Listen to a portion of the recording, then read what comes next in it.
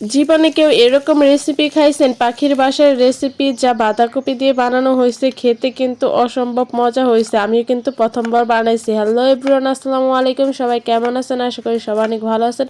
তো আল্লাহর রহমতে আমিও ভালো আছি। তো ওই দিন ভিডিওতে দেখতে পাচ্ছিলেন যে খেতে থেকে একটা বড় বাঁধাকপি তুলে আনছিলাম, তো সেটা দিয়ে আজকে পাখির বাসার রেসিপি বানাবো, যা থাকছে আমার এই ব্লগ ভিডিওতে। তো এই পাখির বাসার রেসিপি বানাতে কি কি লাগে তা দেখতে হলে আমার পুরো ভিডিওটা দেখতে হবে। আর অবশ্যই যারা ভিডিও দেখবেন তারা পুরো ভিডিওটা দেখে সুন্দর করে একটা গঠনমূলক কমেন্ট করবেন, সবার প্রতি অনুরোধ রইল।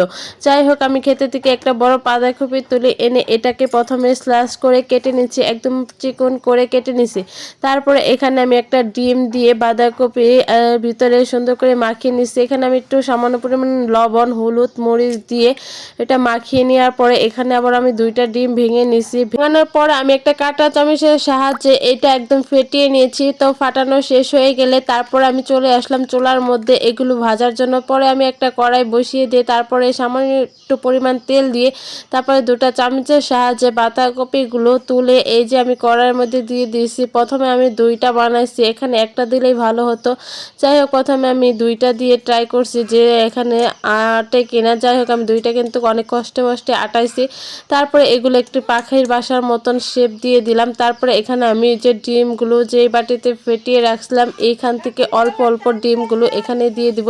এখানে একটা ডিম পুরোটা দিয়ে দিলে আরও বেশি সুন্দর হয়। যাই হোক, আমার কাছে এতগুলো ডিম ছিল না, তাই আমি ফেটিয়ে নিয়ে অল্প অল্প করে দিয়ে তারপর উপরে আমি অল্প করে চিলি ফ্লেক্স দিয়ে তারপরে এটা ঢাকনা দিয়ে ঢেকে দিলাম সিদ্ধ হওয়ার জন্য। তারপরে ঢাকনাটা উঠিয়ে দেখলাম সিদ্ধ হয়ে গেছে। এখন অপর পিঠ সিদ্ধ করে নিলাম, মানে ভেজে নিলাম। এই যে এই পিঠও কিন্তু ভেজে নিচ্ছি।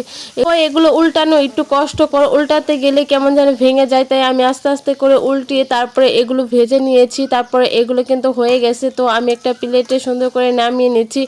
এরপর আমি যেগুলো রয়েছে বাকিগুলো কিন্তু এভাবে ভেজে নিচ্ছি। এবার আমি একটা করে সুন্দর করে বড় করে একটা বানাবো।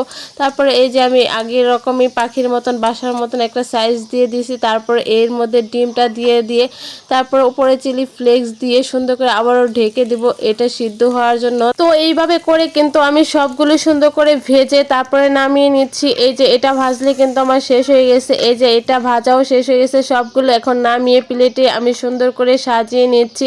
একটা চাকু দিয়ে মাছ বরাবর আমি সবগুলো কেটে নিচ্ছি। এখানে আমি 6 পিস ভাজছিলাম।